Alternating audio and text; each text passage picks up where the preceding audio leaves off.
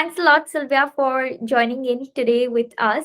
And we're very excited to learn about your journey from being an engineer to doing MBA and then starting a company of your own to now running an accelerator program where you also personally invest in some of the startups. So, how did that journey start, and how did you get into finance to begin with from a background in engineering? And that's the turning point, in so many people's lives, that what to do next at 21 or 22, especially when you have a degree that doesn't have so much of a commercial application. Okay, so I'm an engineer, I'm an electrical engineer, and I worked many, many years in consultancy in telecommunications and regulation.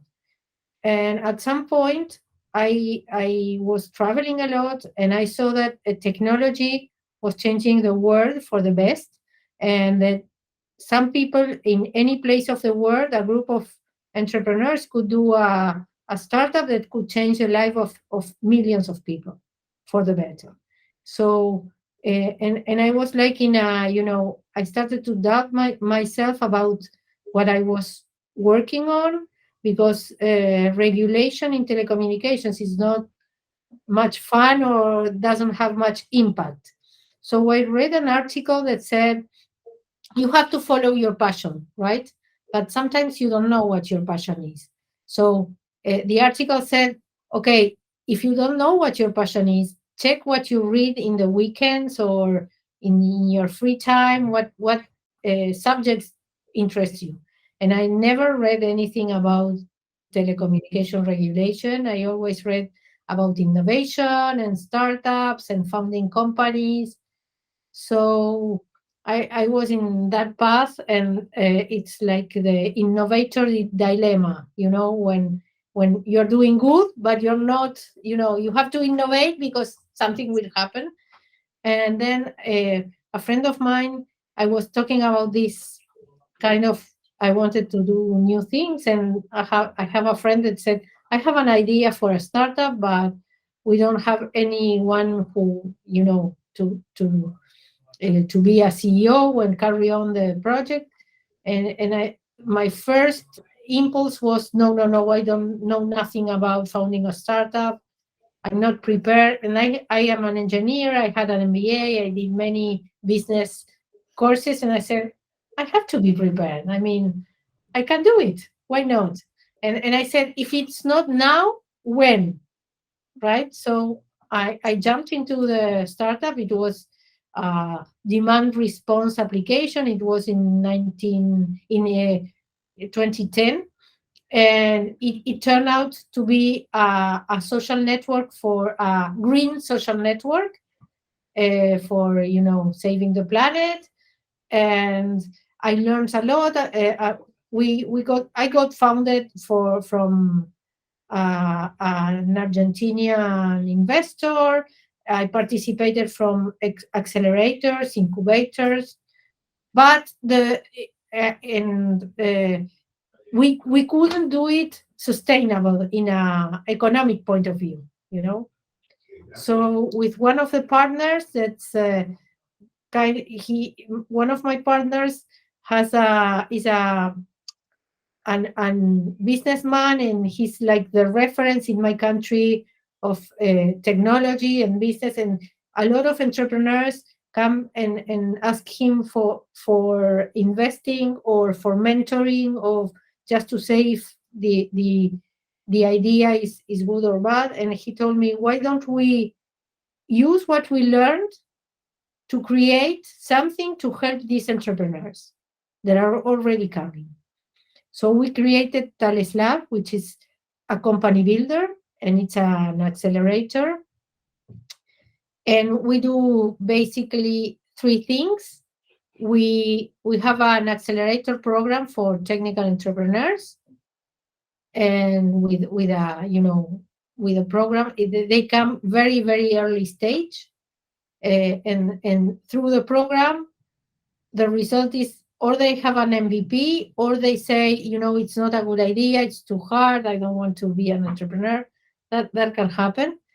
The second thing is we help them get a technical co-founder, because sometimes in our region, if you're gonna outsource the development of your startup, it's very, very expensive, and you can't iterate the you can't do what you have to do to do iteration and go to the market and react uh, quickly. So we help them get a technical co-founder. And the third thing is we have an innovation program for companies. So this is basically the journey. And why only technical entrepreneurs? Because we think that with technology you can scale very Fast. easily and not not spending too much. With little money you can do a lot with technology. Yeah, it's a very asset light or zero asset company that you can create. Yes. We want, as I told you, Uruguay is a very small country. We are only 3 million people, but it's an excellent test bed for projects. So in order to be able to scale globally, it has to be technology. And Right. also, our our thesis is not that we love to create companies from scratch. So maybe it's, if you, from an economic point of view, or financial point of view, it's not the best place to invest in companies because the risk is huge. But this is what we like. This is our passion. Finally, it's Got it. to help people create companies from scratch and see them grow. Many of them fail, we know, but we don't like them to fail. I mean, we want them to succeed, and and we made many mistakes in the past, so we want them to learn from our mistakes. Yeah, that's right. I mean, for any investor or an accelerator, that's the case. Like they look for a unicorn, but that's only like one in thousand that they Yes, get. we are not in the unicorn hunting business. Yeah, It's not our our motto. It's not of course, if there's one of our companies is an unicorn, welcome, but it's not what we are not looking for the next unicorn. We are planting seeds to have many entrepreneurs that want to do this, or if it's not this, the next. We want to help them uh, be create companies and accompany. Being a founder is a very lonely business. So we want them to create community. And there are, talking about gender, there are much more men than women. But as I am a woman running the accelerator, there are I have more women than the rest. So I think we are doing a good job. It's still, we have to work more, but we want to be a safe place for entrepreneurs to test ideas and to be, to trust each other, to help each other. We work in batches, so all the entrepreneurs help each other, and that helps a lot. yeah. You mentioned that because you're the front face and are a women leading this accelerator, you get more women entrepreneurs applying to your firm. But I am very curious to know that what would happen if a male would be leading an accelerator, because you anyways have less women entrepreneurs in tech. And on top of that, if you have a male mentor or a person who's giving the money or mentoring, would the ratio remain the same as it is in your case? I mean, I speak a lot in conferences about gender, and so people know me as a reference in gender issues. And I think that I mentor lots of women in any kind of, besides the ThalesLab, I am a mentor in many organizations, and I mentor women in every kind of business activities, not only tech. and and I think that we look for other women to. It's easier for women to communicate with other women and to see, and and I have seen that when I work only with women, or when I work with groups with men and women, women are not so open when there are men around to ask questions, or to express their concerns, or to ask for help. Yeah, So what the other women also told me that women are thinking to themselves that what if my question is being interpreted or perceived as being stupid, and that absolutely. apprehension they won't have if it is to another women. So I mean, why is it so? I ask you that since you also talk about the same issue. Yes. Uh, why is it so? I don't know, but it's an observation, and it happens a lot. And I think it's because you know it happens. It still happens to me that I'm in a meeting with all men, and I say something, and nobody listens. And 5 minutes later, a man says the same thing, and everybody, So Yeah. I forced me to say that's what exactly what I said 5 minutes ago. But it's you have to be fighting all the time, Mm. and you know it's changing. It changed a lot since I was younger, but it still has a way to go. How was So it when you were young, and how is it now? If you could give some instances for our audience to learn yes, from. when I was younger, I had many I had many experiences where there were men, and they were talking and joking and this and that, and it was okay, and I didn't participate because I was like excluded, and I didn't complain either, because that was a word, that was the way the word was, you know. And my children told me taught me to not accept that. I mean, it's not fair, and it's not the way the word should be. Mm. So things that I consider normal a bunch of years ago, now I don't consider them normal. So when Yeah. people ask me, did you suffer discrimination? And I always said, no, no way. I never I could do whatever I wanted. But after after the younger generations said, hey, you went through this and this and this, why do you say that's discrimination? And I said, you know what? You're right. But it's like subtle, or jokes, or micro chauvinism, or whatever, Yeah. that make you feel uncomfortable, you know. and Like and what kind of jokes would they make? jokes about these women, she's this or that, or talking about other women, she's pretty, or she's not, or she's she's bossy, or all things that in a man is right to be, in a Mm. woman is no. You have to be quiet, and so all. But you go into a place and they talk like this about other women, and he said it's not okay. So I have to say it's not okay to talk like this, or and you have to all the time start like um, I don't know, teaching. No, it's not correct, and it's now there are things that are not politically correct, and people take more care about sexism or racism or things like that.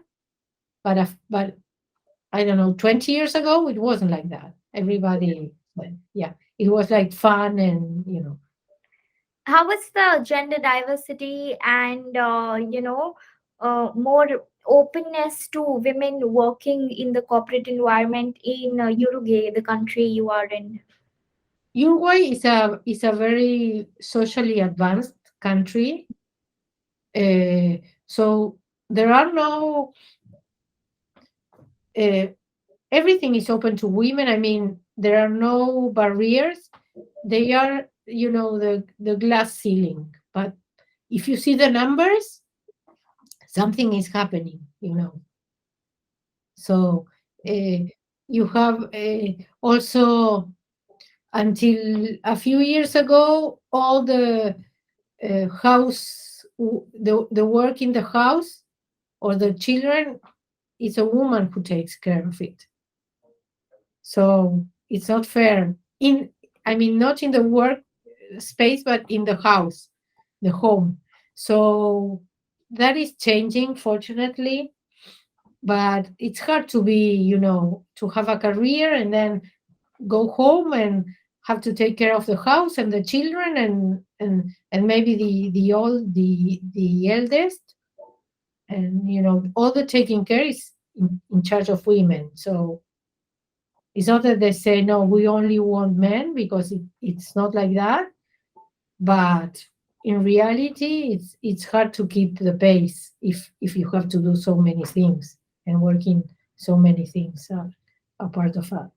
Yeah. So now there's gonna be a conference, and one of the organizers told me, uh, I want to find a CEO, uh, a female CEO who's not an owner of the company, and it's very hard to find. Yeah. But why would they ask this kind of a question? What is the perception really? Because if you organize a conference for CEOs, it's only men. So now everybody's trying to have women in the panels, in the conferences, because if not, even if they talk about women issues like fertility or menopause or whatever, it's only men. Yeah. Yeah, in doctors' conference also you spot most of the Yes, men speaking about this rather than women. yes, But yeah, that brings me to this question that, we need to have more visibility for women and more women coming up and speaking publicly about the work they do, because that sets an example for other women who might look up to them as their role models. And my question really here is that how important in your life have mentorship been, and have you received that kind of support initially from women when you were growing? Because I know you're doing that to other women right now, yes. but how was that for you in the past? Well, first, my mother, uh, she's retired now, but she was a businesswoman. I mean, so I had the example at home, and also my father. Each one had his or her own business. So I had the example at home. But for me, I always had great mentors, men, but that believed in me more than myself in all my career. Or every time I jumped into a new job or challenge or anything, I had a man who told me, you can do it, go for it, you can do it. And I didn't believe in myself. And also, I've been married for 36 years, and my husband also always, you can do it, go for it. So I think I'm very lucky, because I always was able to surround myself with people that made me grow. Yeah, but people usually don't get such environment around them, or aren't outlier rather to make a position for themselves in this world. So, how would you really advise them to come up the ladder when the situations aren't really supportive or are in favor of them? Because generally that's the case. Yes, but I told you the good part. I'll tell you the bad part. Is Mm. that I had a lot of social pressure against me, because I had I had children, and I was traveling for work, and I was ambitious in my career, and I did an MBA abroad, and it was one week every 2 months that I had to travel, and I had to travel for work, and my children were at home, and I had help, but the social pressure was very hard for me from people that I love. I mean, from the closest people, family, friends, that said, "Oh, but you travel too much and you don't need it." And I mean, everybody, think that they can have an opinion about your life, right? And that was the hardest part, to say, "I'm not a bad mother, I'm not a bad wife, I'm not a bad person. I think I can do that, and I want to do this, and I have the right." And my children, now that they are grown up, they said, "We are very happy with the mother we had, because you always helped us do what we wanted." And it's a very good lesson to the younger generations, that you have to follow your dreams, even if the social pressure is not. So, uh, yes, I know it's not always the case, but if you have the inner voice that says you have to try this, and you have to do this, and it's good, I mean, of course, and uh, you have to try. I mean, it's your life. Life is only one, I think, at least in this world. And I think it's they tell you, don't do this, and then you have a success because there's an interview in the newspaper or whatever, and say, "Oh, that's great." And it was like, Yeah, now nobody. you congratulate me. Yeah, nobody wants to look at the process. All they want to look at is the Yes, output. yes. And it takes 10 years to have an overnight success, right? 10 years of hard work. Yeah, Eh, Everybody see the podium in the Olympics, but they don't see all the injuries, and it's like that, and it's day to day. And what I did, and what I still do, is to study a lot. what And do and you pardon me, what do you study on? What kind of subjects? any kind of subject that interests me. Look, see, I have an MIT Yeah, diploma, like, right there. So I study technology, whatever. I have to keep up. So maybe my friends in the weekends, they see Netflix, and I'm Coursera, or doing classes or reading or whatever. So because I have to, it's not a big effort and then you're done. It's an everyday effort in everything. right. Yeah, Small that's steps, but consistent. yeah, So about your question, for people that don't have, f- the first thing you have to do is to believe in yourself, that you deserve what you want to do, you deserve to be there. No, forget the impostor syndrome, and go for it, and look for help. Also, women, we don't look for help very much. Don't ask for help, and there are lots of people that want to help us.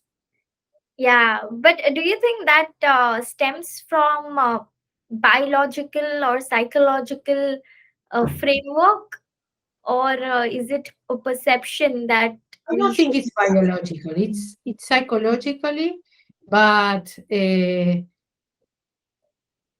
I think that we believe that we have to do everything alone, and we have to work harder. We work harder than our male partners that do the same. We have to show more and more, but it's because of a lack of confidence in ourselves. It might be also because of the lack of recognition. The same thing a man does gets recognized, and a woman might think to herself that, what, the same thing that I didn't get enough appreciation. So does this mean that I work harder? And because of that, ultimately, that Yes. psychology built up that, okay, I have to work 10 times harder and do the same thing over and over. So the problem is, is that Mhm. we are always looking for external appreciation, right? And we don't have to, we have to look inside and be and say, I can do this, and if not, I will learn. Mhm. So you don't have to be perfect all the time, and you don't have to be right all the time. So uh, yeah, so the Yeah. first step is in ourselves, I think. Yeah, but you also mentioned about a point where you told about this fact that you had to face societal pressures, and that's Yes, even today, like nothing has really changed. People do jokingly even say that, why are you traveling so much for your work? You have a home to handle, family to look after, and kids who want you. And the same thing they might not tell a man. I mean, they would be like, oh wow, you're of traveling the world course, for your of business. I mean, course. why is the perception still the same?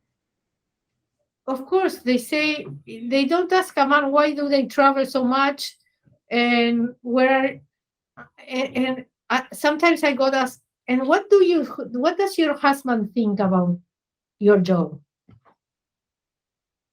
And they don't ask a man, what does your wife think about your job, right? Yeah. So that's a lot of social pressure, and I think it's changing, but we still have. I'm talking about Latin America, and Uruguay is a very advanced country. I mean, uh, if you see our neighbors, it's still worse. Maybe Argentina, no, but Mexico, there are much, maleist societies. Yeah, so I think the change needs to really come from ground up, or Yes, rather, we get women more comfortable by letting them in their safe space, which is around more women who face the same issues, Because when you speak openly, you feel lighter and more confident that, okay, you're not the only one dealing with this. Because, like you said, women don't ask for help and keep it within themselves. But if they open up, that issue will get diluted. absolutely. And there's this misconception that women fight between each other. And my Yeah, experience is that women help each other. And the mm, female networks are very useful. yeah, right. So, yeah, I think that supporting each other is very, very important. I mean, and we've been doing that for ages because uh, women always have friends. You have to go. No, no, no. I'm just saying bye to my colleagues. Ah, okay. So, women always gather together, I don't know, to do the laundry or whatever and talk to each other. So, we are used to share things with other women. Our Yeah, person and friends are the most important thing. I mean, so we are very good helping each other, I think.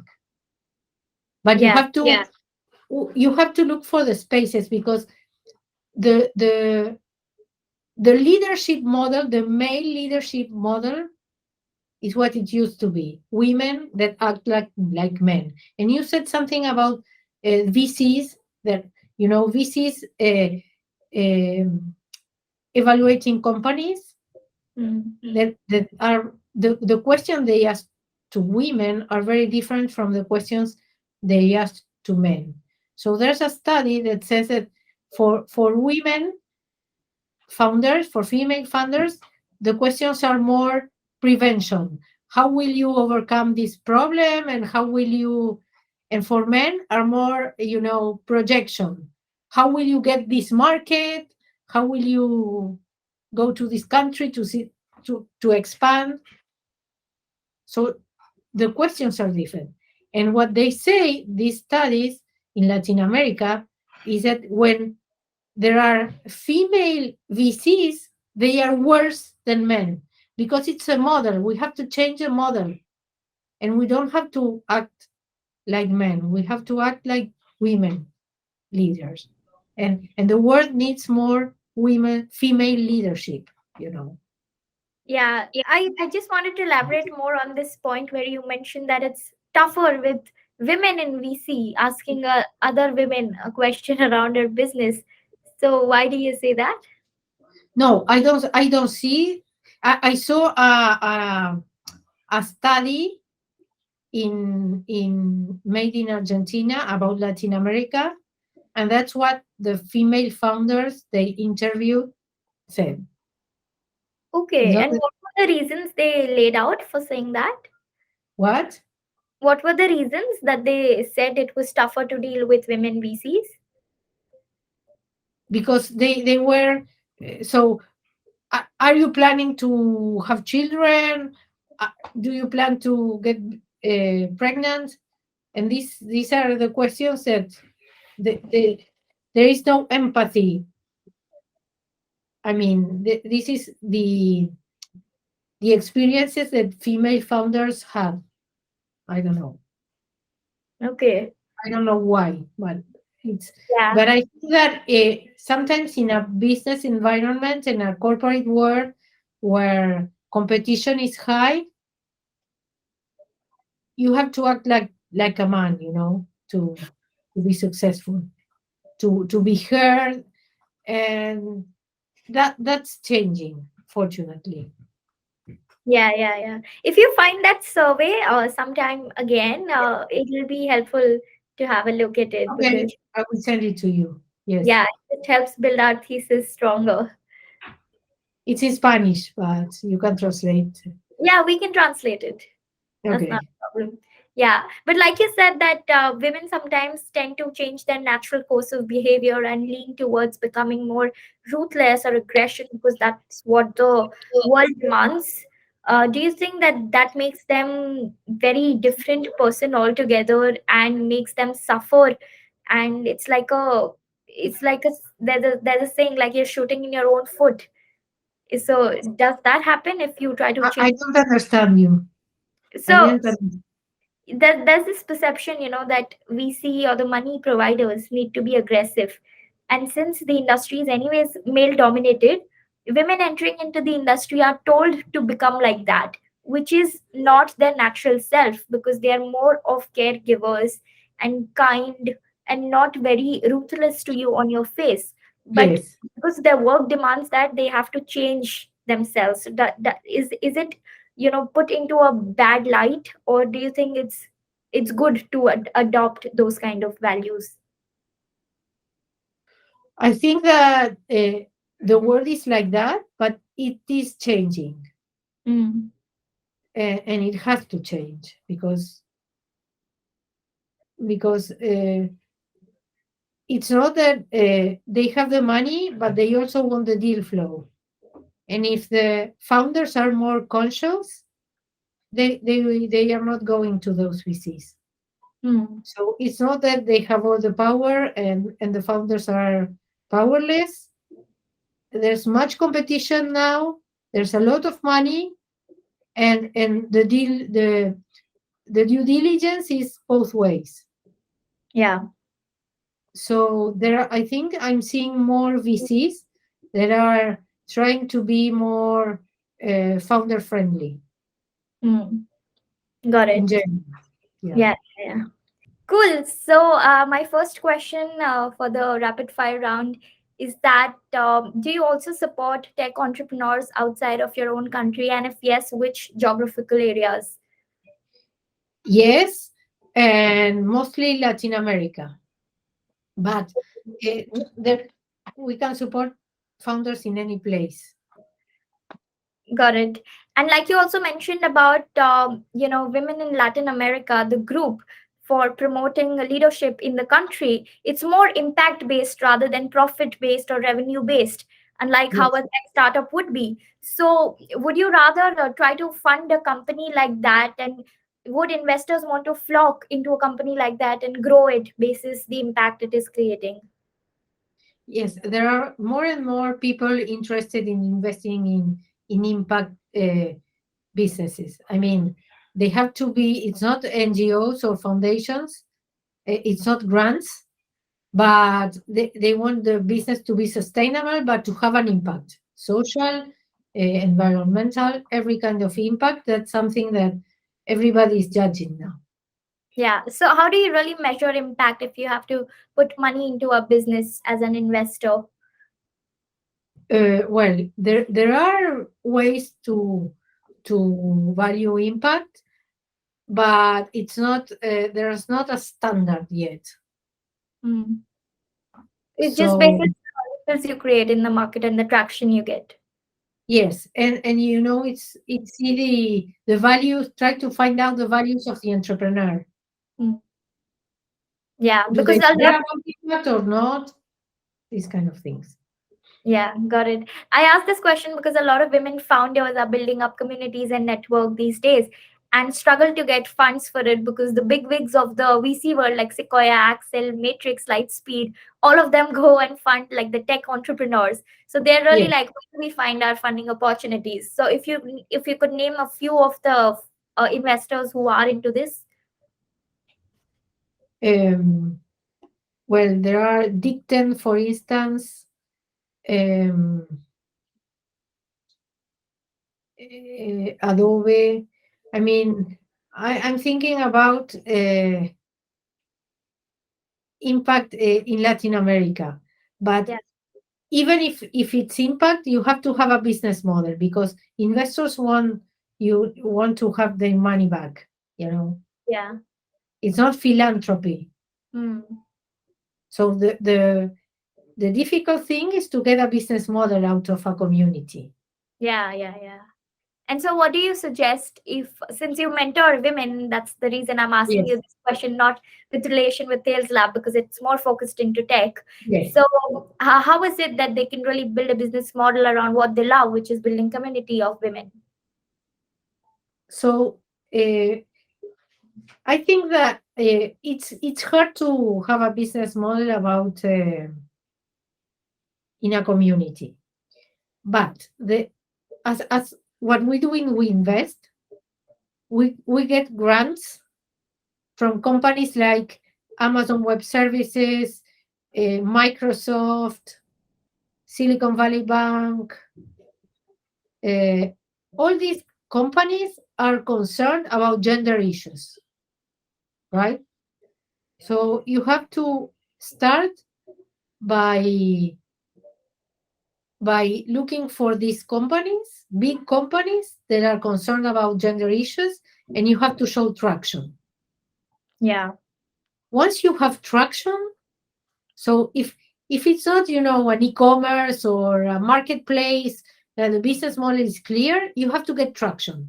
because or you have a business either you have a business model clear, either you have a big community and with a lot of traction. So that is appealing for VCs as well. Yeah. They, so you have to see where you are adding value. You have to add value, and then Mm. people will come Yeah, and they right. will. So Mm. traction is the name of the game. The traction is also very subjective for different investors. Some might say that a lakh is also good, and some might say that 10 lakh is also very less. The what is less? Like traction, the word in itself is very subjectively interpreted. Yes, Yeah. but So it's not an absolute number. It's a trend. Is it yeah, growing? How is it growing? I don't care about the number. And the other thing that we do tell entrepreneurs, because building a community is also like it's a nightmare. startup, right?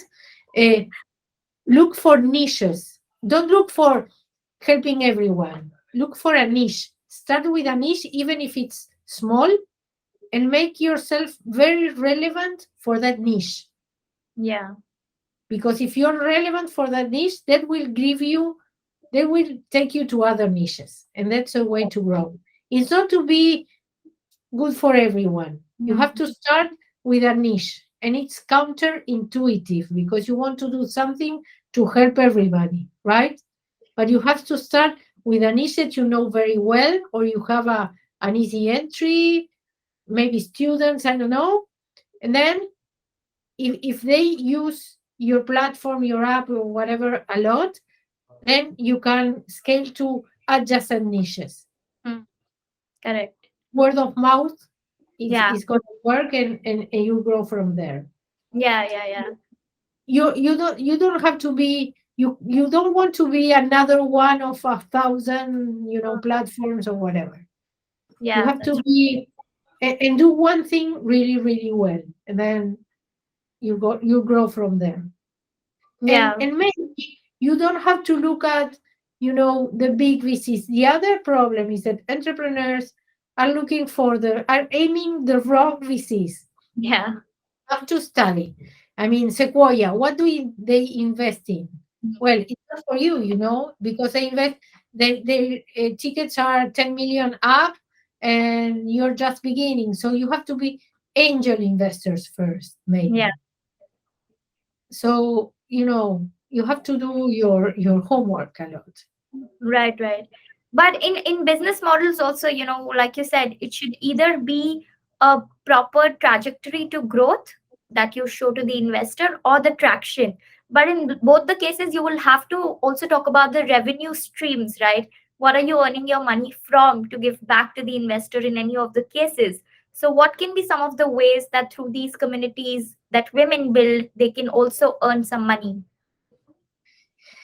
So, one of the things is that there are some angels that you have to find, or group of angels that want to invest in female founders.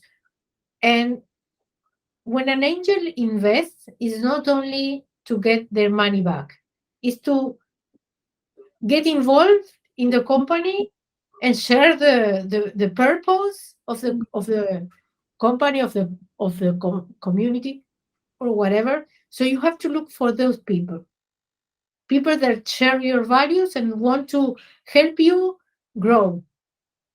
It's not that we see that don't care. They only care about how the multiple, how much will they multiply, because it's not that they are bad people. It's that they have LPs that they have to, return their money to, because VCs don't invest their own money. Yeah, They invest the LPs money, and correct. they have a fiduciary, they have to comply with what they say they will do. So, but Yeah. you have to look for angel investors. Mm. Since you spoke of a fund, my question is like, what got you to start an accelerator and not a VC fund? I don't like VC funds, and I'm the president of the Uruguayan VC Association, but I consider myself an entrepreneur, and I'm in the side of the entrepreneurs, Mm. and I want to help them. I consider myself like a co-founder with my entrepreneurs. So this is what I like to do. It's not to invest other people's money and see what happens. No, Yeah. I want to add value in this place. So since it's not the capital, with ThalesLab, what kind of support do people get? Like you mentioned earlier, you can get a co-founder also from the community and know how to grow your business, get the marketing right, scale up your idea right from ground up. What else do y'all help with? So we help them get mentors or connections, like a big network. And when they need, I need a bank to work to test this. Well, we help them with that, and with the strategy of the company, we open doors. Sometimes what you need is someone to open you a door for you, you Yeah, know, yeah, and that's that's what right. we do. Mm. Yeah. But from an entrepreneur, you got into this. What was the mid step? Like you took an exit from your own business, or how is it? Uh, we could it failed. The business failed, and we couldn't make it. We couldn't make it work, but that's part of the learning. Yeah. So, what were some of the learnings that you took home, and now you help the entrepreneurs Yeah, with we replace? the learning was that we did too much before getting into the market. We launched too late, and we spent too much money and too much effort and too much time in a in an MVP that wasn't an MVP. It was a product. And when we launched it, the people, we didn't validate enough our hypothesis. Mm. Got it. So, and we learned that we did a platform for a social network, and people didn't want another social network. People used to use what they use in at the moment was Twitter, Facebook. They didn't want another one. Yeah, It's but very what hard to feature? take people away from Yeah, where they are. You have to correct. you have to work with people. It's very hard to change people behavior. Hmm. Yeah, In order for people to move, you have to do something that's 100% better. correct. Very hard. Yeah. So You what have was, to fish where the fishes are. yeah, what were some of the features which were better in your app from the existing ones that made you create it? So we wanted to do gamification and give prizes to people to do sustainable actions like use less water, recycle, uh, save energy, and if people said they were doing and they shared in their social networks, we wanted to create a movement there of saving Okay. the planet. And it Okay. was too soon, you know.